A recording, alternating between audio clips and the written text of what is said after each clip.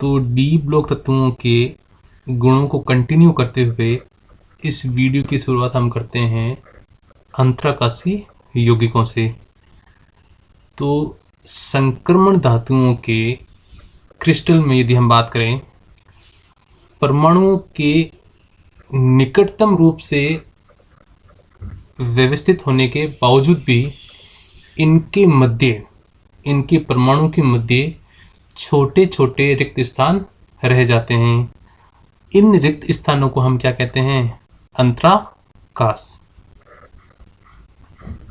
यानी परमाणु बिल्कुल एक दूसरे के पास अरेंज है, लेकिन फिर भी उनके मध्य छोटे छोटे रिक्त स्थान रह जाते हैं।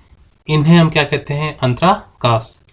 जब इन अंतराकाशों में यानी इन रिक्त स्थानों में छोटे छोटे परमाणु जैसे कि हाइड्रोजन, बोरोन, कार्बन, नाइट्रोजन, ठीक है, ये जब छोटे छोटे परमाणु इन रिक्त स्थानों के बीच में आ जाते हैं तो ये क्या करते हैं?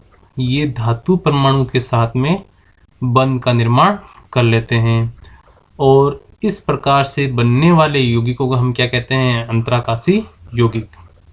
अब इनकी कुछ प्रॉपर्टीज़ है कि इनके गलनांक हमें उच्च मिलेंगे, अति कठोर होंगे, अच्छे सुचालक होते हैं और रासायनिक रूप से ये क्या होते हैं? निष्क्रिय होते हैं।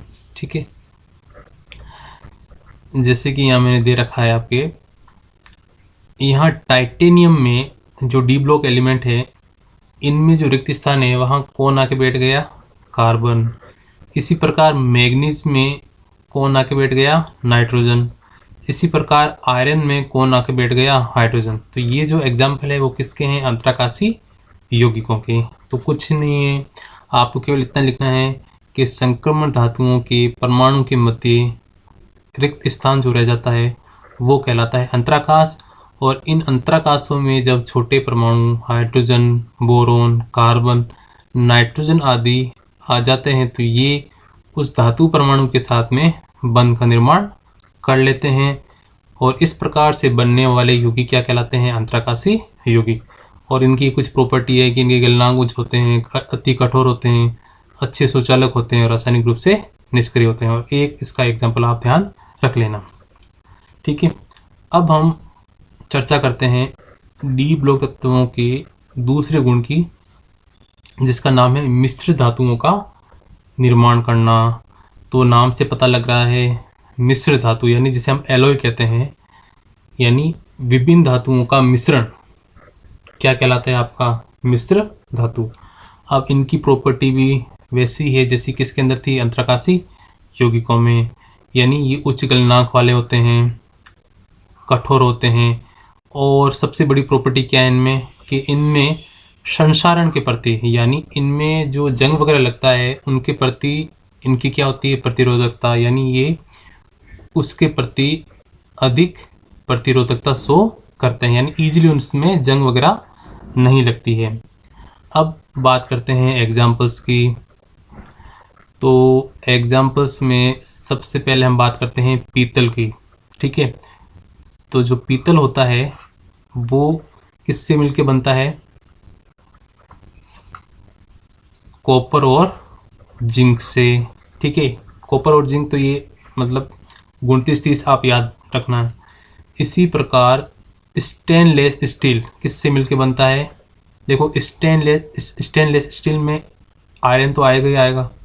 ठीक है, उसके बाद आपको ध्यान रखना है निकल और क्रोमियम, यानी स्टेनलेस स्टील का निर्माण आयरन, क्रोमियम और निकल से होता है। इसी प्रकार अगला एग्जाम्पल है कांसा। तो कांसा में आपको ध्यान रखना है, क से ध्यान रखना कॉपर और स से ध्यान रखना टिन, SN। और क्रोम स्टील में आपको ध्यान रखना है, देखो स्टील में Fe तो आएगा ही आएगा, क्रोम का मतलब क्या हो जाएगा? क्रोमियम। तो पीतल में 29-30 याद रखना, कांसा में यानी क से कॉपर, स से टिन याद रखना, SN। और क्रोम स्टील बड़ा इजी है, Fe और क्रोमियम, यानी क्रोम से क्रोमियम, स्टील से Fe। और जब बात करें स्टेनलेस स्टील की तो इसमें आपको और क्या डाल देना है, निकल। तो ये कहानी थी मिश्र धातुओं की। दोनों ही टॉपिक इजी है और इसको आप अच्छे से ध्यान रख सकते हो। अगली वीडियो में हम बात करेंगे डी ब्लॉक तत्वों की अगली प्रॉपर्टी के बारे में।